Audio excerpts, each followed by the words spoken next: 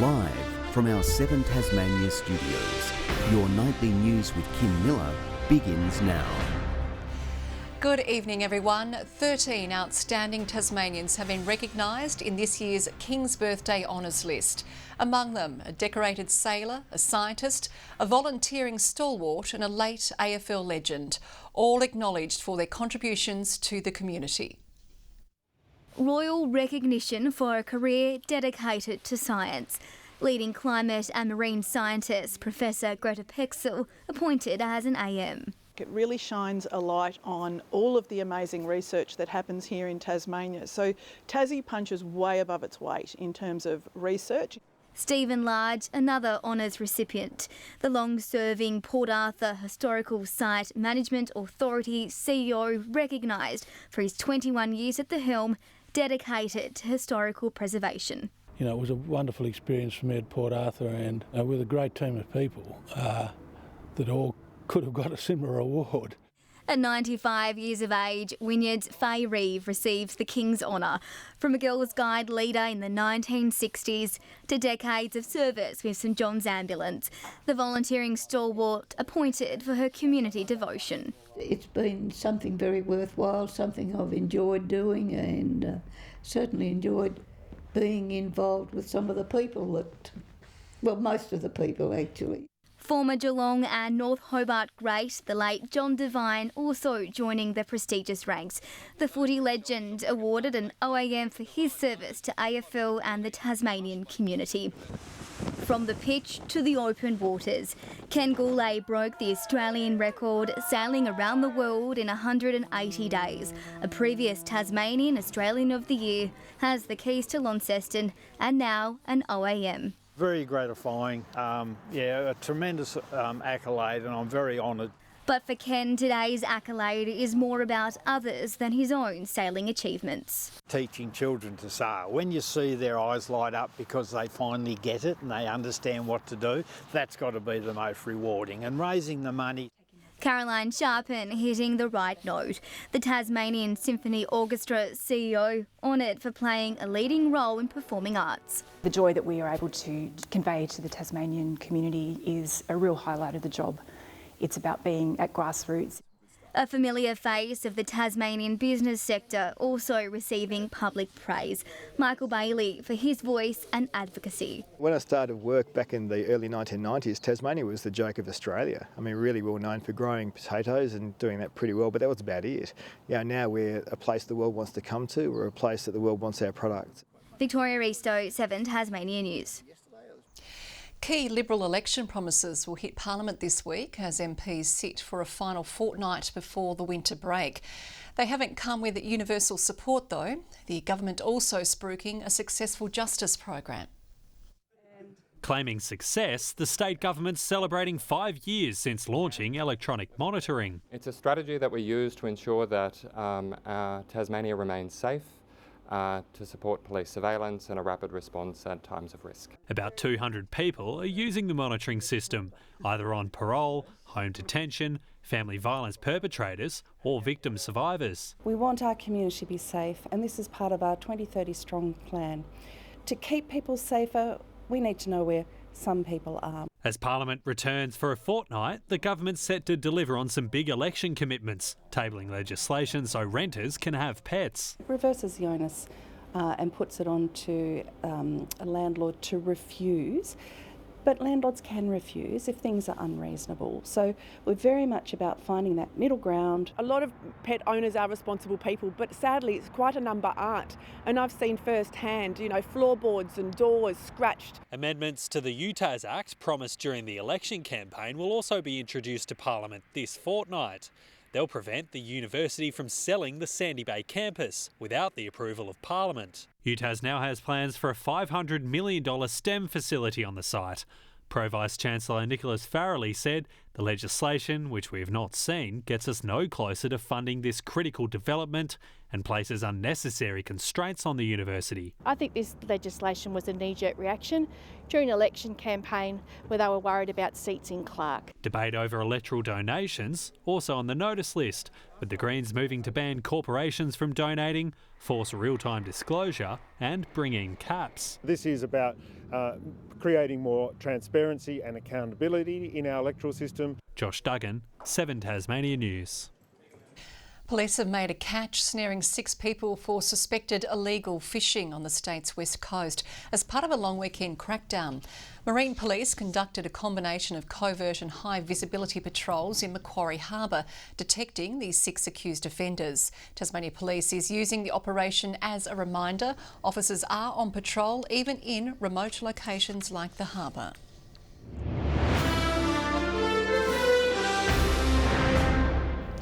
Concept designs for a new multi-storey car park at the Launceston General Hospital have been released. Health Minister Guy Barnett says it's another important milestone in upgrading facilities at the LGH over the next 10 years. A master plan identified parking and access to the hospital as key considerations in modernising the facility. It will provide for 470 spots. A network of trail cameras is being used to monitor Hobart's waterways, protecting platypus from potential threats and pollution. The move is aimed at highlighting the need to safeguard the environment and wildlife across southern Tasmania. An Australian icon under a watchful eye. Platypus enthusiast Peter Walsh taking extra measures to protect the beloved species. We've been able to purchase about a dozen trail cameras, night cameras, and we've got them scattered around the Hobart rivulet. A network of trail cameras now the eyes and ears of the rivulet, operating 24/7, capturing and monitoring Hobart's urban platypus population and other wildlife relying on the waterways, identifying threats, potential habitat dangers and rubbish. One of the prime kind of uses of our trail cameras is identifying platypus that are entangled in rubbish and helping them as quickly as we can. The need to safeguard the much-loved species is now considered more important than ever, with 1 to 2 platypus per month becoming entangled in rubbish across Hobart's waterways. Last year, unfortunately, we had a platypus die right here in Cascade Gardens from being entangled in rubbish, and that really inspired this whole trail camera idea. The camera is also capturing those unique animal interactions. See a lot of beautiful things like paddy melons just coming out of the pouch for the first time, and you watch their whole kind of growth, or turbo chooks when they're nesting. It's hoped more cameras can be installed across the rivulet, continuing to safeguard Hobart's platypus population and manage the threats they face. Rebecca Gaidaneris, 7 Tasmania News. Mix an Alfred Hitchcock masterpiece with a spy novel and a dash of Monty Python, and you have The 39 Steps. It's a play with a difference and is being performed at Launceston's Earl Arts Centre. Melinda Ogden went along for a sneak peek. Perhaps better known as Alfred Hitchcock's 1935 British spy thriller, Launceston's Encore Theatre Company will perform a stage adaptation of The 39 Steps. What are we stopping for? Damn sheep, get out of the way! A comedy, it follows the adventures of a handsome hero as he encounters dastardly murders, double-crossing secret agents and, of course, beautiful women. The show's director says the performance is a testament to the magic of theatre while telling a story with just a handful of actors and props. What this play does, which really separates it from most other plays, is its use of set and props and how the actors actually switch characters on the stage. It's a really, really fast-paced, dynamic play that uses all these elements in pretty unconventional ways to keep the audience on their feet. With 139 different characters presented to the audience, Parker describes the play as breaking all the rules, a show driven by performances with actors who need to be quick on their feet and possess an Olympic level of fitness. This kind of theatre is theatre that I love. I love the shows where you're doing a lot at once. It is exhausting, but it is so much fun.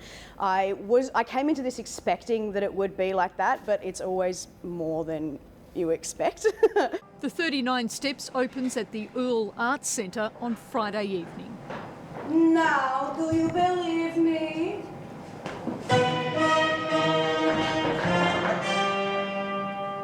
Melinda Ogden, 7 Tasmania News.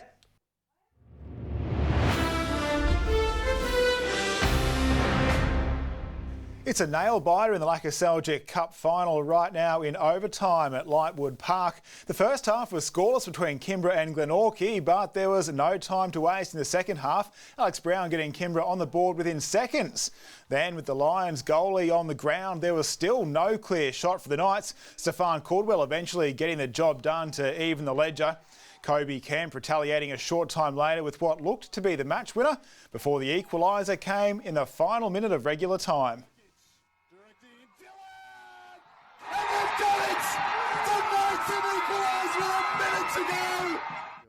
Meanwhile, the Strikers, this year's Women's Statewide Cup champions, Abby White flipping happy after opening the account in the first half. Sharpshooter Hannah Walsh taking advantage of an empty goal to return fire for Kingborough a short time later. The game winner coming more than an hour later from substitute Annabelle Wiley, finding the back of the net in the second extra time to hand Devonport a 2-1 win. It's a fall from grace for last year's All-Stars champions SFL women, trying to claw back from 24-3 down at half-time against the NTFA. A double from the North's Monique Dufty helping keep a comeback out of the reach of the South. NTFA winning 37-23. It is a consolation match though after the Northwest women locked in their third All-Star Series win in 4 years with a clean sweep on Saturday. Victoria Metro's got on the better of the Allies in wet conditions at the Under-18 National Championships. Tasmanian Oliver DePoli-Kubank kicking 2 goals and Lenny Douglas 1+3 behinds in the 16-point loss. They next play Victoria Country next month. In the Under-16s, Tasmania beat the Northern Territory 60-45. Time now to tally the Player of the Year votes from this week's TSL. And 4 goals from Clarence's Jared Harper gets him 3 votes from their win over Kimbra. 3 votes too for North Launceston's Michael Stingle after beating Glenorchy. And Sam Siggins takes a 3 for Lauderdale in their win over Launceston. An impressive display ahead of Paris from Golden Girl Ariane Titmus, qualifying fastest for tonight's Olympic trial finals in the 400-metre free by almost 5 seconds. Different story though for Clarence's Noah Camprad, missing out on qualification by 0.09 of a second in the 400 free. South Esk's Sophie Hills finishing the para multi-class 400 metres in 5 minutes 27.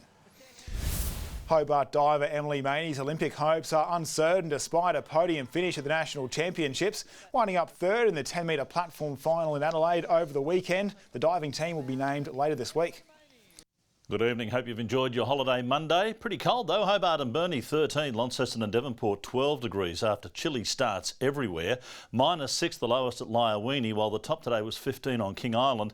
And as we can see here, most temperatures around the state wallowed in the low teens. But that's okay when the conditions are fine and just partly cloudy. We had some low cloud over the west of Tasmania today, but no rain. A large band of high cloud extends over southern WA and over the Bight through to Victoria. Areas of low cloud over southeast Australia. Tomorrow, a series of cold fronts start to sweep through southern waters, one crossing Tasmania. A large high persists over the mainland. Winds picking up too and reaching 40 knots around the coastline and only slightly less over the inland lakes. Swells to 5.5 metres. We have a severe weather warning that's been issued for damaging winds impacting northern and western Tasmania, a gale warning for all coastal waters along with the southwest lakes, a strong wind warning for remaining waters. Also, a minor flood warning for the south and north Esk rivers, and a warning to sheep graziers in the central north, northwest coast and northeast. So for tomorrow, pretty cold. 6 overnight, 15 for Hobart, showery and windy. Same for Adventure Bay, 11 the top for Tarraleah. Some heavy falls there. Heavy falls for Launceston too, 15 the top, 15 also for Devonport and Bridport. Showers and heavy falls over the north. Burnie, showery and windy, 15 the maximum, 14 for Strawn, 15 the top for Marrawar. And for St Helens tomorrow, a top of 15 with showers. Swansea, 16 degrees, 15 for Whitemark. Looks like showers right over the state. On to Wednesday, a few showers over the Bass Strait Islands and the west and easing later from the south. Snow to 500 metres. A shower over the west on Thursday, possibly later over Hobart. And on Friday, fine apart from light showers over the south and east. Showers in Perth, Adelaide and Melbourne tomorrow. A cold day with a shower later in Canberra, partly cloudy and 19 in Sydney, sunny and 23 in Brisbane, nice and dry over the far north. Partly cloudy and 7 in Hobart at the moment, 6 in Launceston, 8 right now in Devonport. Kim, this egg shortage is worrying me, but now that I know you've got chooks at your place, we only need to get them to lay twice as many eggs. You're not getting any. And that is all your news for this long weekend Monday. Thanks for joining us. Good night.